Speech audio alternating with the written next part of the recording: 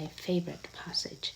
Most of the time, circumstances don't make you, they just reveal who you are. And this is it's very true.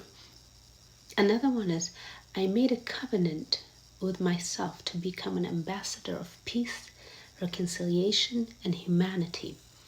Again, the circumstances don't make you, they reveal who you are at the time.